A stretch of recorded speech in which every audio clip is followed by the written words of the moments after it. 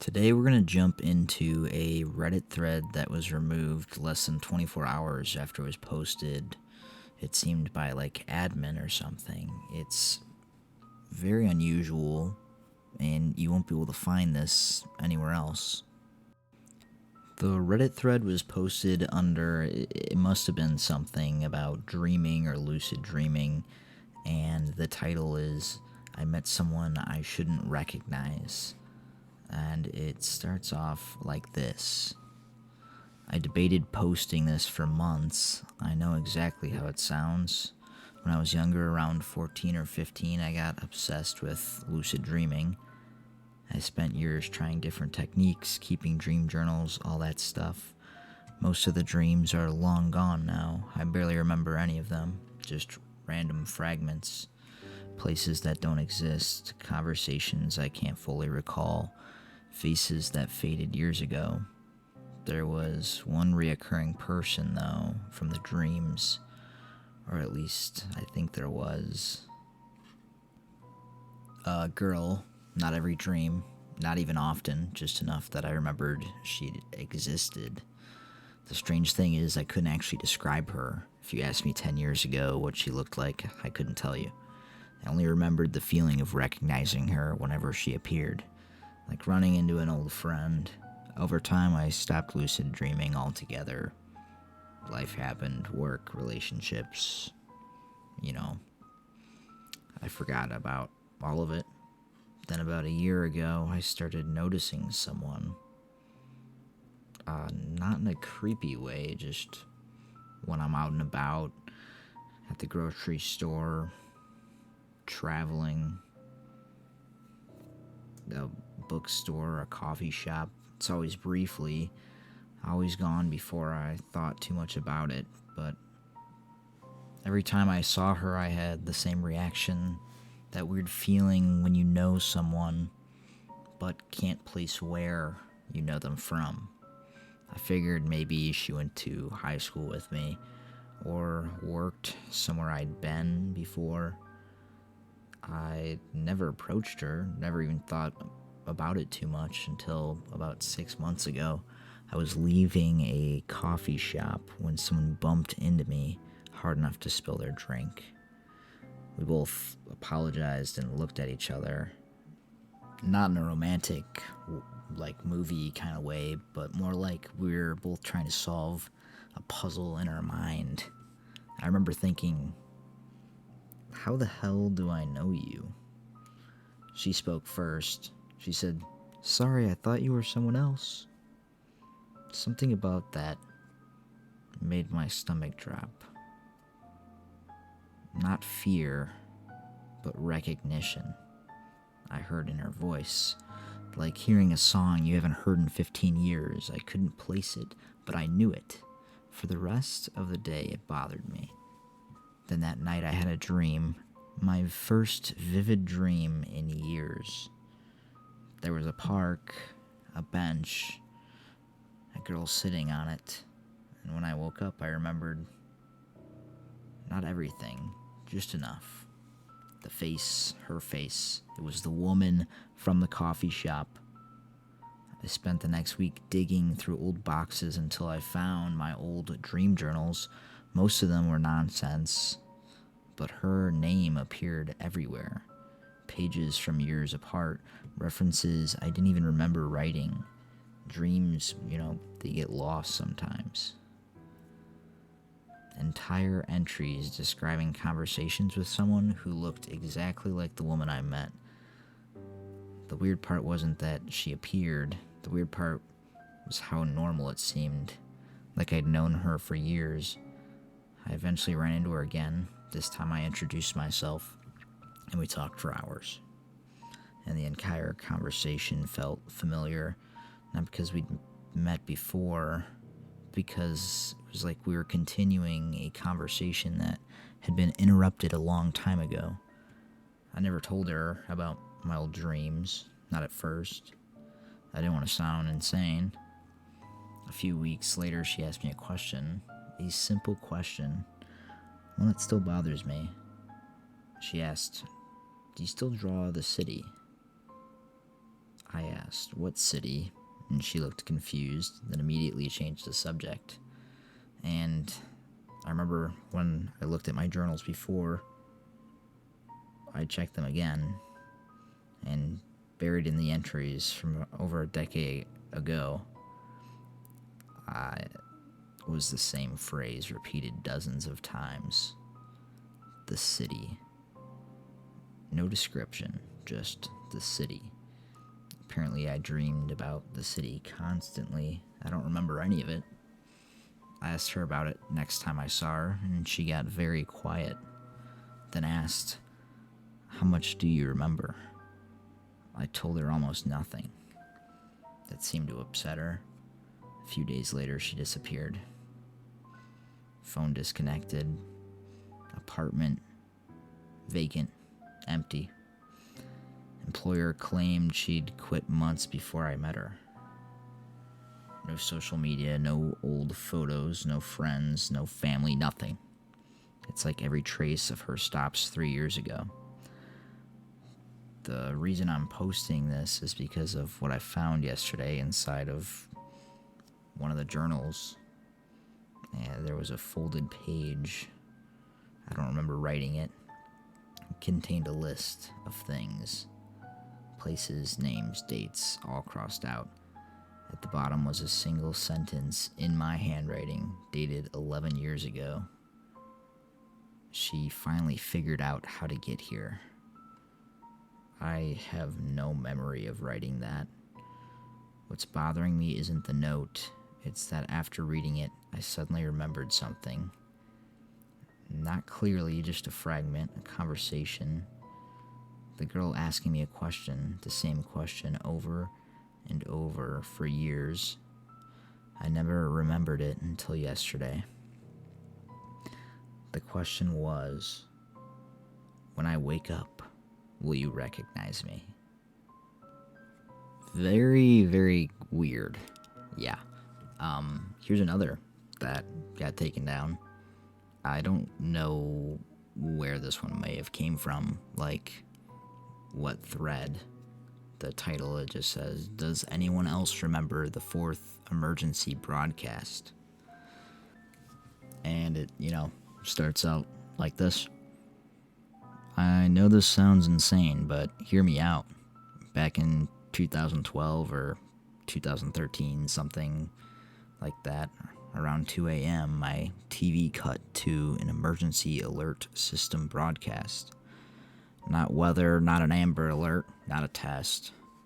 There were 4 tones instead of 3. I remember because my dad came downstairs immediately and asked if I heard it too. The screen was black except for white text, and it said, 'Do not acknowledge the individuals outside.' Then a countdown started from 60. No location, information, no explanation of what that means. But when the countdown hit 0, the broadcast ended, and it just went back to just whatever was on before. I brought it up years later, and my dad swore he never saw it. My brother says he remembers me talking about it the next day, but not actually seeing it himself.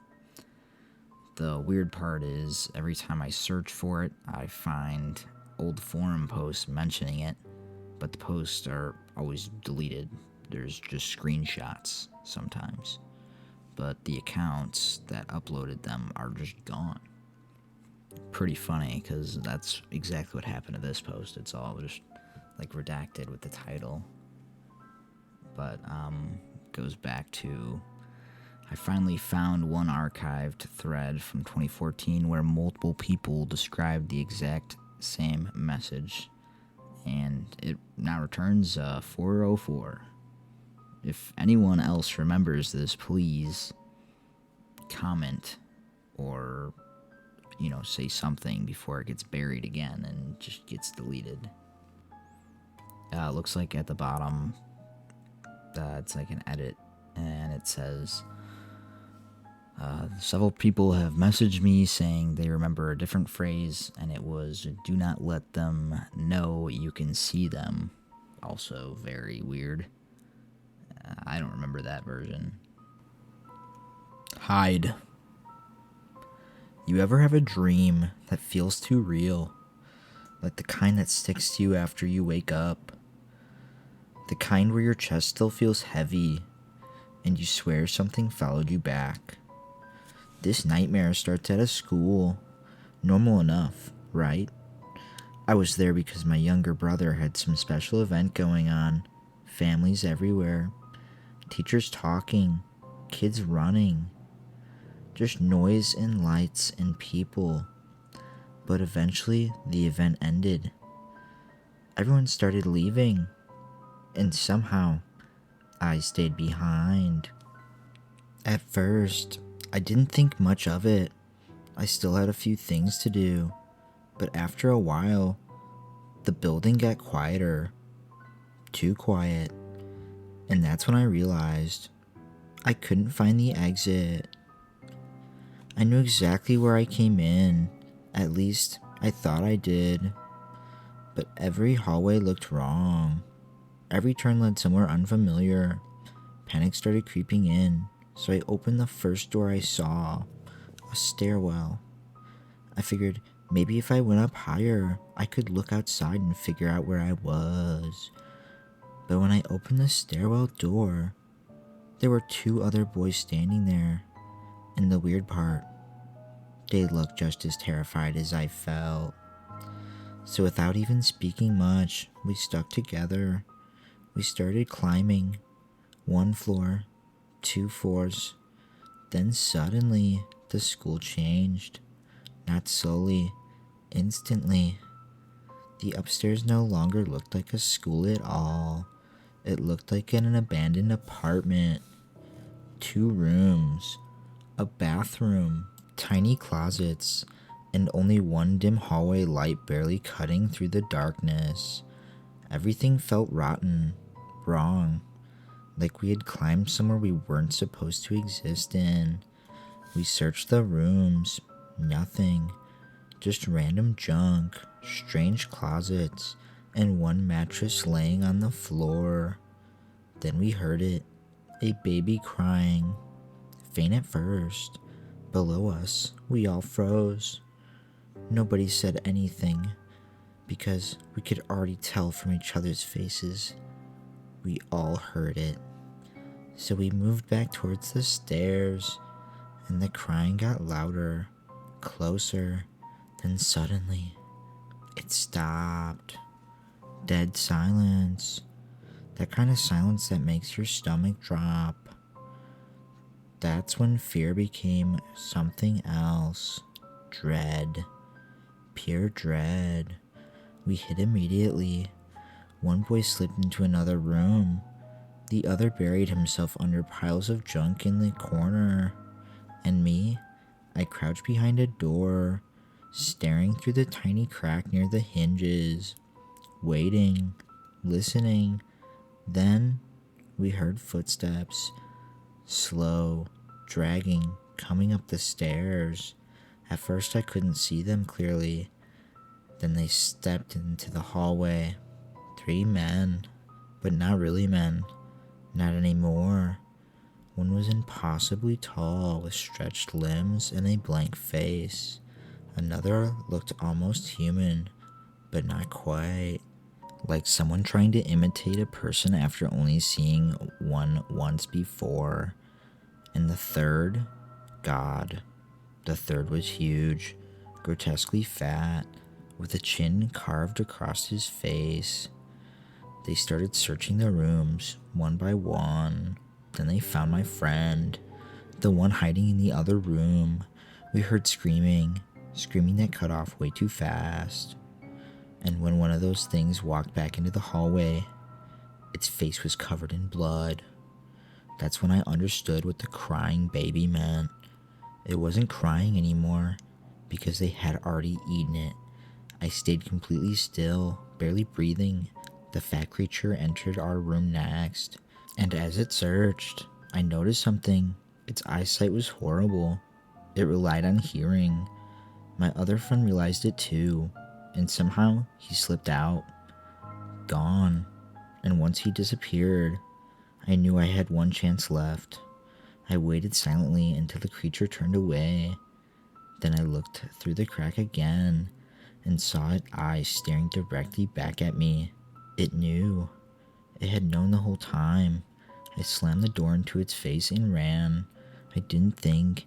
I just ran down the hallway, skipping steps, throwing myself downstairs until I crashed through the door and hit cold air. Outside, except it wasn't outside. Not really, because somehow I was standing in the backyard of my own house and the world was empty. No people, no cars, nothing, just silence, and those monsters somewhere behind me. And even now, I'm still running. Sleep tight. My grandma said she'd go in my place. Have you ever had a dream that felt less like a dream and more like a warning? This nightmare starts in complete darkness. Not nighttime darkness. Not lights turned off darkness. I mean total blackness.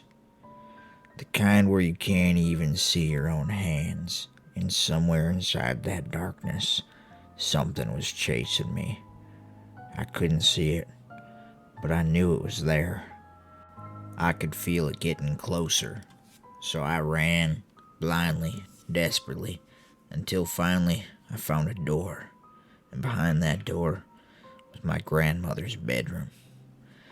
My grandmother had already passed away years ago, but in the dream, somehow, I knew she was inside. I didn't want to disturb her, but whatever was behind me was getting closer. So I knocked. The door creaked open, and from inside the darkness, 2 hands reached out toward me. Then I heard her voice, soft, warm. "Come, my child." I grabbed her hands immediately, and she pulled me into her bed beside her. She wrapped her arms around me like she used to when I was little. And suddenly, for the first time since the nightmare started, I felt safe.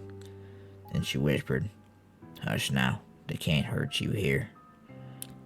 But right after she said that, the room changed. I heard movement outside the bedroom.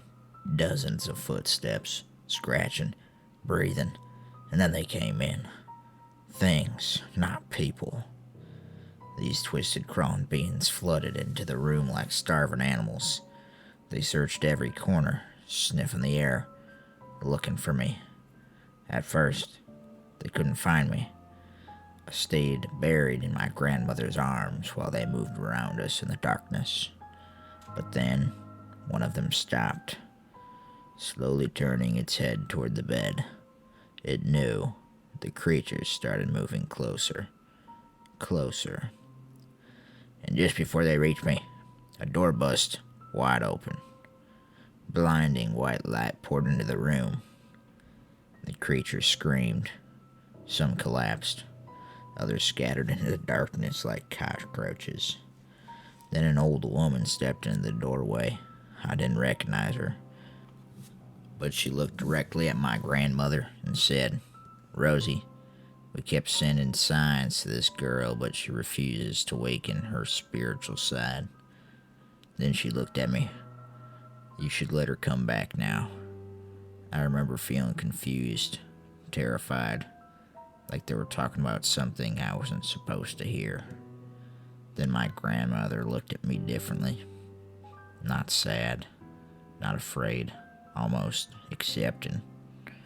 And she said, "My child, you don't have anything left to do on this earth now.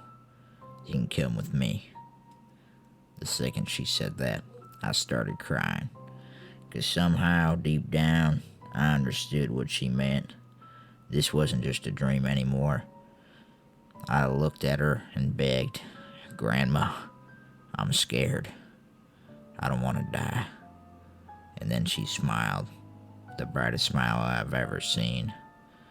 The kind of smile only someone who truly loves you could give you. Then she said something I'll never forget. Don't worry, I'll go in your place. And the moment she said those words, I woke up, heart pounding, sweating, still feeling the warmth of her arms around me. I walked through my house for hours after that, trying to convince myself it was only a dream. But honestly, part of me still wonders what would have happened if she hadn't answered that door.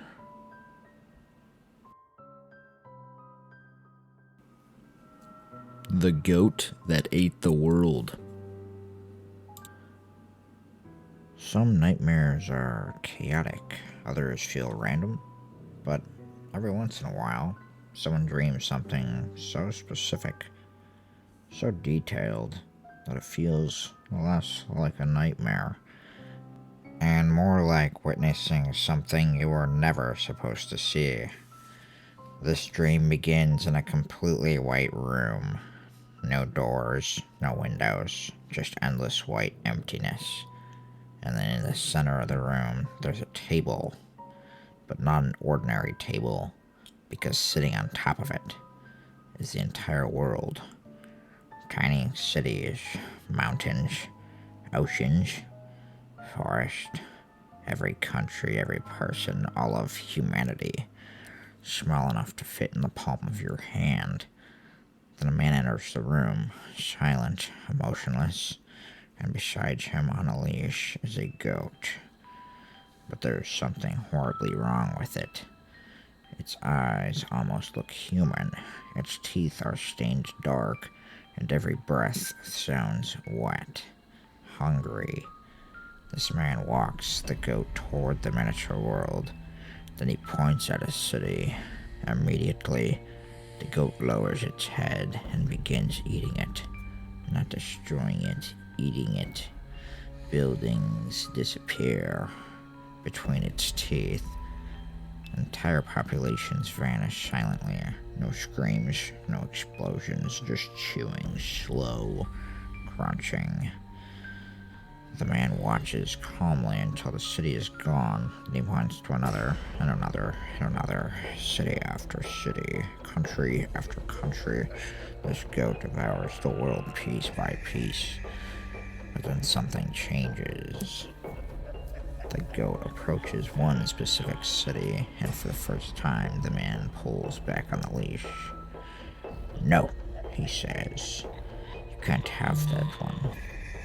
The goat freezes, slowly turning its head toward him, and then suddenly it bites him instead. The screaming is immediate, violent. The goat tears into the man while he writhes in agony beside the table. And when the man finally points toward the forbidden city, does the goat stop eating him? Then it calmly begins devouring the city instead. That's when the pattern begins. Every time the man says, "You can't have that," the goat punishes him, biting deeper, longer, more violently each time. And eventually the man learns. He stops protecting cities, stops resisting. He simply points and watches the goat consume the world, one city at a time, until the table becomes nothing but rubble. Dead oceans, broken mountains, dust, silence, and finally, nothing remains except the man and the goat. The man is barely alive now, bleeding, crawling, begging. As the goat slowly approaches him one last time. And this part of the dream felt the worst because the goat doesn't attack out of anger. It isn't evil. It isn't emotional. It's just hungry.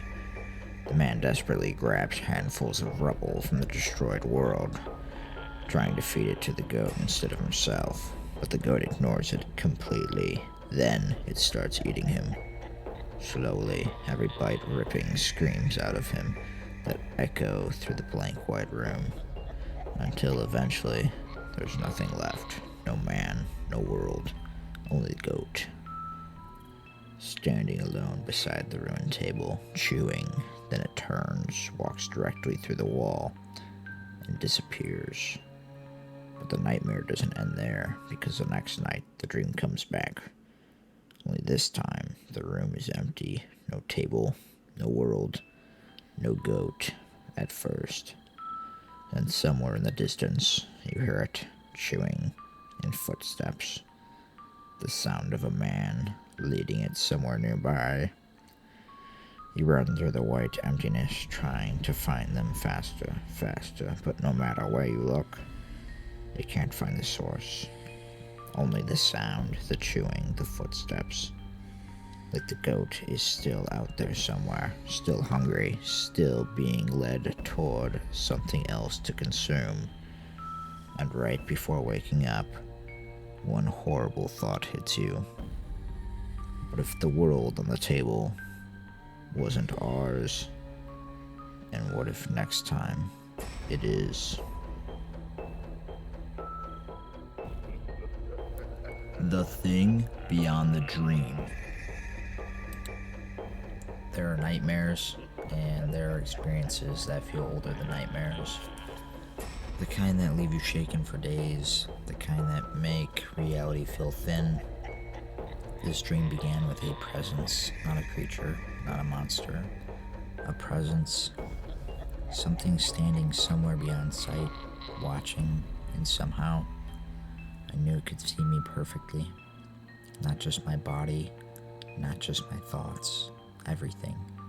It knew who I was, it knew I was dreaming. And worst of all, it understood that inside a dream it had complete control. No words were spoken, but somehow information flooded into me instantly. Like thoughts that weren't mine being forced directly into my head. And in that endless silence, I understood one horrifying truth. The thing ruled this place absolutely. The dream wasn't mine anymore. It belonged to it. Then the silhouette appeared, pure black, darker than darkness itself. Not standing in the dream, but almost replacing it. Its shape felt impossible to focus on, like reality itself refused to fully understand what it was seeing. And then it changed. In less than a second, the silhouette split into countless forms. A million shapes unfolding all at once. Human, animal, something ancient, something dead, something that should not exist. My mind couldn't process it fast enough, and then I blinked. That was the mistake, because the second my eyes closed, its image burned itself into my mind. Permanent, like it had been waiting for weakness. The moment I opened my eyes again, hands exploded upward from the darkness beneath me. Black hands, dozens of them, stretching from an endless void, grabbing my arms, my legs, my throat, pulling me downward into absolute nothingness. And that's when reality itself began to rot. The walls bent inward. The air became thick. Everything around me started decaying, like the dream was collapsing under the weight of this thing's existence. And through all of it, the presence remained calm, watching, almost curious, like a spider observing an insect finally trapped in its web. I tried to scream. Nothing came out. I tried to wake up. I couldn't. Because deep down, I knew something horrifying. This wasn't trying to scare me. It was trying to keep me. The hands dragged me deeper into the void while those shifting forms continued flickering in front of me faster and faster. Too many faces, too many eyes, too many things existing at once. Then suddenly, I woke up, violently, my entire body spasming, heart hammering so hard it hurt. And even awake, the feeling didn't leave, because it didn't feel like I escaped a nightmare. Feel like I escaped something real, something ancient, something intelligent, something that noticed me, and almost pulled me somewhere I was never supposed to go. And the worst part, even now, part of me is terrified to fall asleep again, because what if blinking wasn't the mistake? What if it was recognizing me?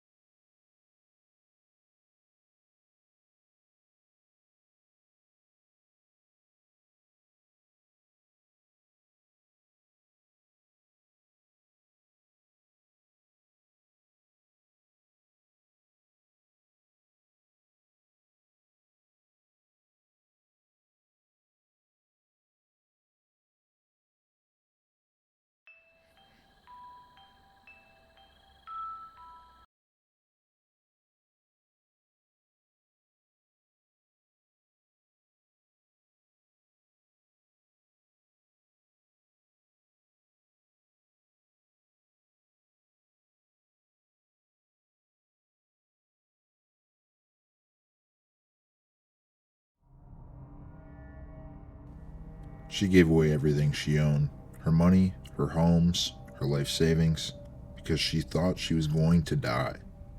But she didn't. And by the time she realized the truth, it was already too late. I once took a job in a low-income housing apartment. The client was an elderly woman in a wheelchair. While I worked, we talked. Just small talk at first. But then she started telling me her story, and I wish she hadn't. Well, years ago, she had been seriously ill. Doctors were certain she wouldn't survive. So, preparing for death, she divided everything she owned among her children, over 10 of them. But somehow she recovered. The only thing she lost was the ability to walk. I remember thinking, over 10 kids? She told me she couldn't have children of her own, but she loved kids, so she adopted 7 at first, then more over time. But one of them was different.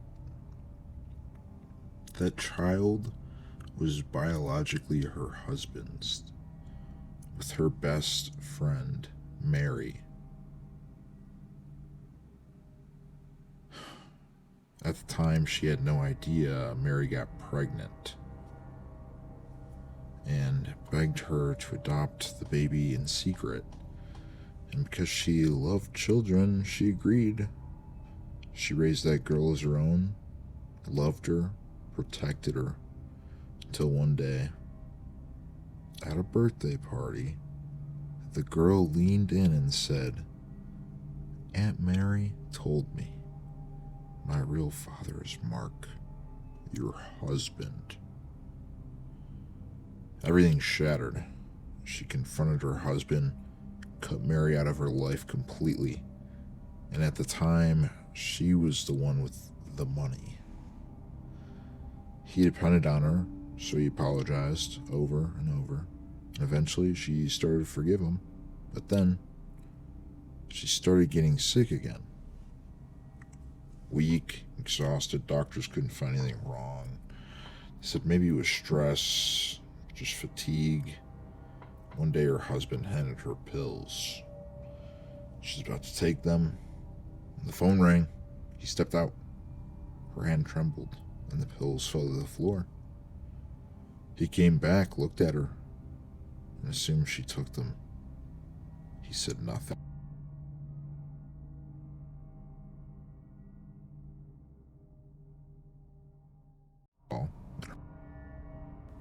It was Mary. "Did you give her the medicine?" Silence. Then Mary asked, "Why isn't she dead yet?" He snapped, told her to shut up. Hang up. Then, when she knew, she didn't confront him, not yet. She started planning. She arranged for him to leave on a trip, called her sister, froze his bank accounts, contacted her lawyer, had every pill in the house tested, but nothing could be proven. Doctors told her she had less than 2 months to live, so she did it again. She gave everything away, every house, every dollar, split between her children. Even his child got a share. She kept nothing, and then she waited to die. Whatever he had been giving her, her body fought it off. She survived. She walked away from everything, moved into a small, low-income apartment, cut off all her children, and disappeared. Her husband? He'd never think to look for her there, because why would a once wealthy woman choose to live like that? Some people survive betrayal, others plan for it, and a few make sure they're never found again. The stream with no viewers. I moderate live streams from time to time. Usually it's nothing too crazy. Just people breaking rules, trolls, stuff like that. But there was one stream that made me quit. It had no viewers, but somehow it had an active chat. I worked as a moderator for a well-known streaming platform. Most of the time, my job was simple: remove harmful content, keep things under control. You get used to seeing messed up stuff, people flashing the camera, saying horrible things, even worse. So when I took the job, I didn't think much of it. The listing said, pre-broadcast moderation for internal live stream content. No audience interaction required. That last part mattered. No viewers meant no trolls, no chaos, just me and the stream. It was part of a delayed broadcast system. My job was to watch the live feed and remove anything that broke the rules before it ever reached an audience, basically cleaning it in real time so it would be safe later. The rules were oddly specific. Do not pause, rewind, or refresh the stream. Do not take screenshots or record the screen. Do not open the chat history tab. Remove any messages that references future events. That last one stuck with me. I asked about it. They said sometimes test data gets injected into the chat, and to remove anything predictive, I figured, spoilers, maybe the stream was scripted or something, don't think twice about it. The stream started. It was boring. Just a fixed camera, a living room, a couch, a coffee table, a door in the back, one lamp on, no movement, no sound, except a faint hum, and the chat empty. I sat there for about 20 minutes. Then a message appeared. Door open soon. No username, just gray text. I hovered over it. It didn't look normal. I assumed it was the test data they mentioned, so I deleted it. 10 seconds later, the door in the stream opened, then slowly closed again. That's when I started feeling uneasy. Messages kept appearing. I'd delete them, and then something would happen in the room. Lamp turns off. The lamp went out. Something moves behind the couch. There was a shuffle behind the couch. Every time, after a short delay. At around the 1 hour mark, I stopped deleting immediately. I started timing them. Every message happened. About 20 seconds later, that's when it hit me. The chat wasn't reacting to the stream. It was ahead of it. But this was a pre-broadcast, no audience, so where were the messages coming from? I told myself there had been an exploitation. There has to be. Preloaded data, simulation, a prank, huh? Still, I got curious. So I broke one of the rules. I opened the chat just for a second. It was full. Hundreds of messages, all describing events. Most of them about the room, which made no sense because nothing was happening. Then I saw one that froze me. Moderator closes chat history. I hadn't done that yet. Should I? Another message appeared. Moderator feels happy they closed chat history. I slammed it shut. My hands were shaking, but I went back to watching, trying to convince myself it was just technical. Then another message appeared. Moderator checks behind him. I stared at it, didn't move, didn't delete it. 10 seconds passed. 20, 30. Then another message appeared. too late. I turned around so fast I nearly hurt myself. Nothing. Of course, nothing was there. That's the worst part, right? When nothing's there, I laughed, closed the chat, went back to the stream. The door was now open, and behind it there was a hallway. There hadn't been a hallway before. And 2 more messages appeared. It looks at the moderator too. It leaves the room. Slowly, something passes the doorway, and then nothing. No more messages. The stream stayed still. Exactly 4 hours later, I was logged out automatically.